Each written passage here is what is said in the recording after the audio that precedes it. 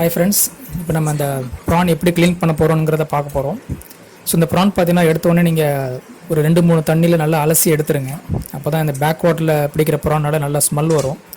நல்லா அலசி எடுத்ததுக்கப்புறம் பார்த்தீங்கன்னா இந்த ப்ரான் வந்துட்டு நம்ம க்ளீன் பண்ணுறது ப்ராப்பராக பண்ணணும். ஸோ நல்லா பண்ணலை அப்படின்னா அந்த உள்ளே இருக்கிற குடல் அந்த ஸ்மெல் எல்லாமே வந்துட்டு நம்ம குக் பண்ண போகிறப்ப அதை சாப்பிட்ற மாதிரி இருக்காது.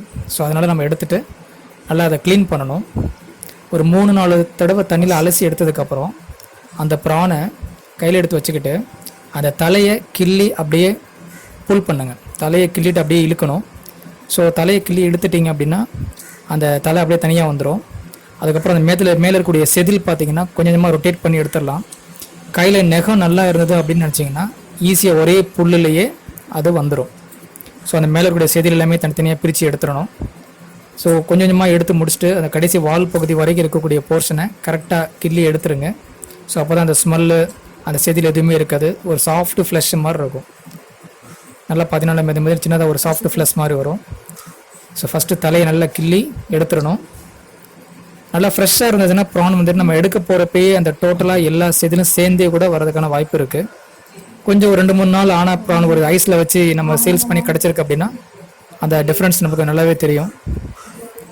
ஸோ அதை நல்லா புல் பண்ணி அந்த மேலே கூட செதில் கொஞ்சம் கொஞ்சமாக பிச்சு எடுத்துட்டிங்க அப்படின்னா அந்த செதில் எல்லாமே டோட்டலாகவே வெளியில் வந்துடும். நெகை இருக்கிறவங்க ஈஸியாக பண்ணிடலாம். ஸோ டோட்டலாக ஃபுல்லாக பிரித்து எடுத்துருங்க. கடைசி போது இந்த வால் வரைக்கும் கரெக்டாக எடுத்துட்டிங்க அப்படின்னா ஒரு ஃப்ளஸ்ஸு மட்டும்தான் நம்மளை கையில் நிற்கும். ஸோ அந்த ஃப்ளஸ்ஸு மட்டும் இருக்கிறது வரைக்கும் ஃபுல்லாக எடுத்துகிட்டு இது மாதிரி நீங்கள் எத்தனை ப்ரான் வாங்கி வச்சுருக்கீங்களோ எல்லாத்தையும் ஃபஸ்ட்டு இது மாதிரி ஒரு ஒர்க் அவுட் முடிச்சிடுங்க.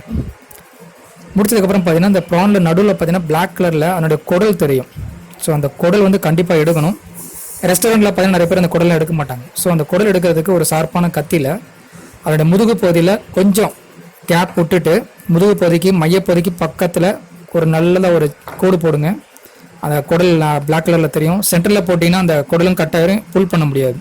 அப்படியே மெதுவாக பிடிச்சி எடுத்திங்கன்னா அந்த ப்ரானுடைய குடல் தனியாக வந்துடும். ஸோ இது மாதிரி தான் அந்த ப்ரானில் இருக்கக்கூடிய ஒரு குடலையும் அதிலிருந்து உள்ளே தனியாக பிரித்து எடுக்கிறதுக்கான பேசிக் மெத்தட்.